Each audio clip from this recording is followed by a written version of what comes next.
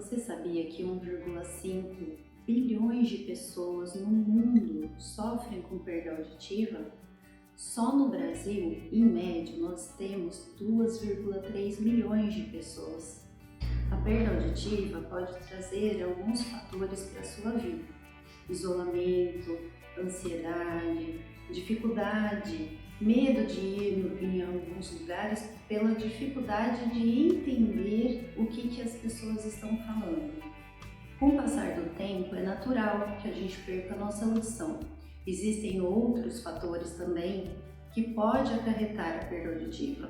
Um deles, além da naturalidade da idade, seria a sobreexposição ao ruído, infecções de ouvido, traumas, né? E até mesmo tumores.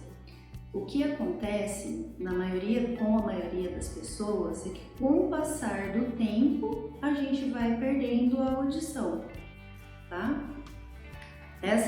Esse quadro de perda auditiva é das maiores queixas que os pacientes chegam aqui na clínica para mim, além da dificuldade de entender em ambientes muito abertos ou às vezes até numa reunião domiciliar dentro da casa, num churrasco, num jantar com a família, num almoço com a família, de entender a fala.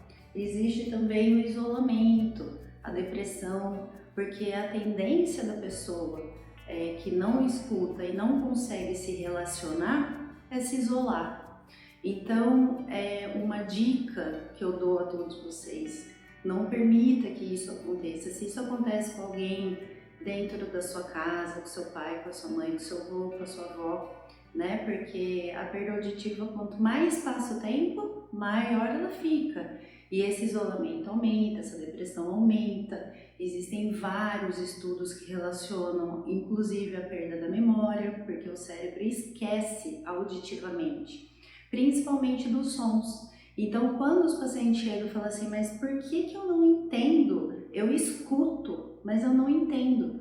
Porque com o passar do tempo, essa perda auditiva, por exemplo, da idade, ela está relacionada com sons mais finos.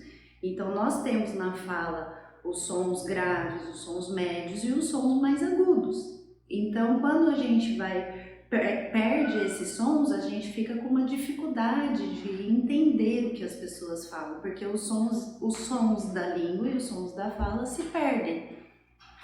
Então, é importante que você procure o seu médico, otorrinolaringologista. O processo, ele é feito de que forma? Normalmente, as pessoas vão no médico, ao otorrino, o otorrino faz o encaminhamento para o fonoaudiólogo, o qual vai realizar a audiometria, a impedanciometria, o teste de fala, para a gente conseguir identificar essa discriminação da fala, o que o paciente está entendendo, né? A inteligibilidade de fala. Tá? E aí a gente faz a melhor seleção do aparelho auditivo conforme os dados colhidos nos exames.